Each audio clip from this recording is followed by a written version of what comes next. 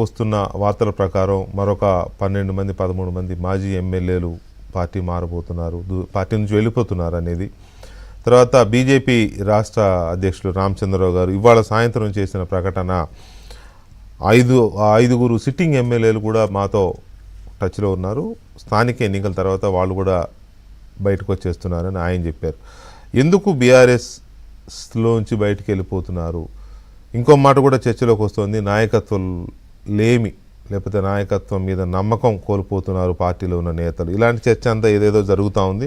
ఇంకా చాలా విషయాలు కూడా ఉన్నాయి. వీటి మీద మనతో మాట్లాడడానికి పార్టీ నుంచి రిజైన్ చేసి బయటకు వచ్చిన అచ్చంపేట మాజీ ఎమ్మెల్యే గువ్వల బాలరాజు గారు ఉన్నారు, వారితో మాట్లాడదాం. బాలరాజు గారు నమస్తే.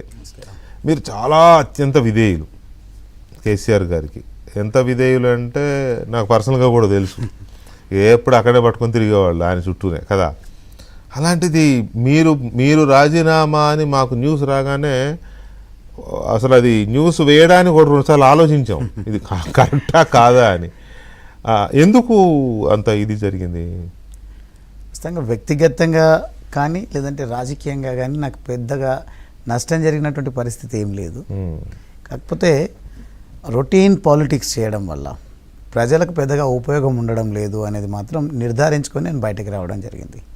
రొటీన్ అంటే ఏంటంటే ప్రభుత్వాలు మారడం, ఏదైనా ప్రభుత్వం ఉంటే ప్రభుత్వం పైన ప్రతిపక్షం విమర్శలు చేయడము, లేకుంటే ప్రతిపక్షాన్ని కార్యక్రమంలో పెట్టాలంటే ప్రభుత్వం ఇంకేదో ప్రణాళికలు రూపొందించాలి, కేసులు పెట్టడం, ఏదైనా సరే మొత్తంగా ఈ తంతు మాత్రమే నడుస్తూ ఉంది తప్పిస్తే నిజమైనటువంటి ప్రజలకు అవసరమైనటువంటి చర్చ, అది అసెంబ్లీ వేదికగా కానీ లేదంటే మీ ఛానల్లో ఎప్పుడైనా డిబేట్ అనుకున్నా కానీ, మీ మోటో ఒకవేళ మంచి డిబేట్ జరపాలని కోరిక ఉన్నప్పటికీ మీరు 2-3 పార్టీల నుంచి పిలవడము, లేదంటే ఒక ఇంటలెక్చువల్ కేటగిరీ నుంచి పిలవడము, వాళ్ళు కొట్టుకోవడము, వాళ్ళు మాట్లాడుకోవడము, మొత్తంగా వాళ్ళు పార్టీల ఇంట్రెస్ట్లనే కాపాడే దానిపైన దృష్టి కేంద్రీకరించడం తప్పిస్తే నిజంగా ప్రజలకు ఏం చేయాలనే ఆలోచన నుంచి అయితే చాలా వెనక్కి తగ్గినట్టుగా పార్టీలు కనిపిస్తూ ఉన్నాయి. కాబట్టి ఆ దిశగా ఆలోచింప చేయాలి అని అంటే, ఒకటి నాకున్నటువంటి క్వాలిఫికేషన్, నేను